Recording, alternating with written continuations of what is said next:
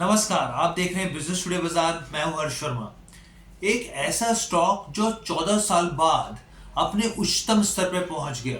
जी हां, साल 2009 में जो ये स्टॉक था करीब 70 रुपए 40 पैसे के अपने उच्चतम स्तर पर पहुंचा था और अब करीब 14 साल बाद ये स्टॉक वापस अपने उसी लेवल पर पहुंच गया है और इसमें एक बहुत शानदार तेजी देखने को मिल रही है। यानी कि एक दिन की मैं बात करूं, इस स्टॉक में करीब करीब 12% की तेजी यहाँ पर देखने को मिली है। जबकि अगर आप 5 दिन की बात करें तो 5 दिन का जो रिटर्न रहा है स्टॉक का करीब करीब 11% रहा है। अब सोचिए कि एक ही दिन के अंदर 12% की तेजी रही और 5 दिन में 11% की।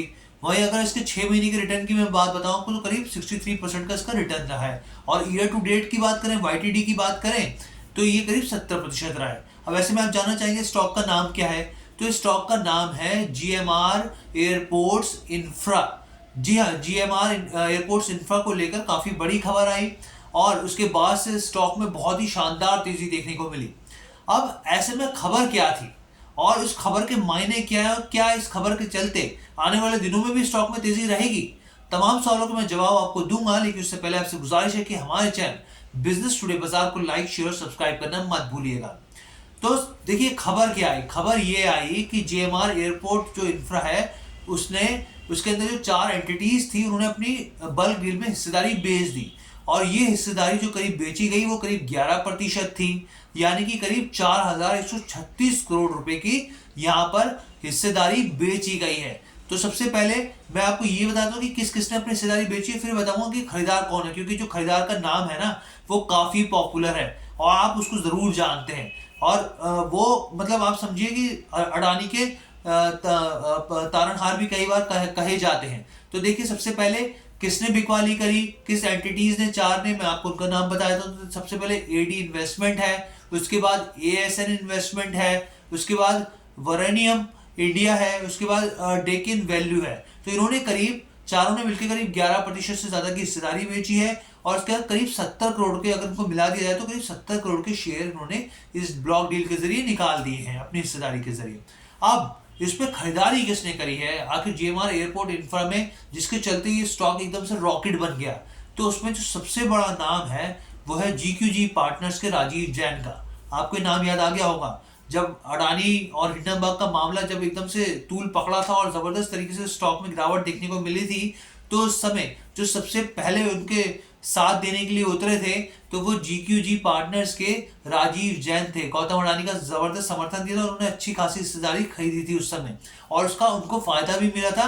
अच्छा खासा पैसा उन्होंने उसमें कई गुना अपनी कमाई करके ये उन्होंने कमाई करी थी। तो अब ऐसे में अब यहाँ पर जीएमआर एयरपोर्ट में जब हिस्सेदारी बिकी हुई तो उसको खरीदार जो बने यहाँ पर वो जीक्यूजी पार्टनर्स बने और उन्होंने करीब 5% की हिस्सेदारी यहाँ पे खरीद ली है। और वो जो हिस्सेदारी है करीब मैं आपको बताऊं कि 1672 करोड़ रुपए की करी है, जिसमें उन्होंने करीब करीब यहाँ पर 1672 करोड़ रुपए की यहाँ पर खरीदारी हुई है। 5% इन्होंने यहाँ पर खरीदा है। इसके अलावा दूसरा किसने खरीदा है मैं आपको बता दूं तो न्यूमोरा इंडिया इन्वेस्टमेंट है, उन्होंने भी करीब 1% की हिस्सेदारी खरीदी है।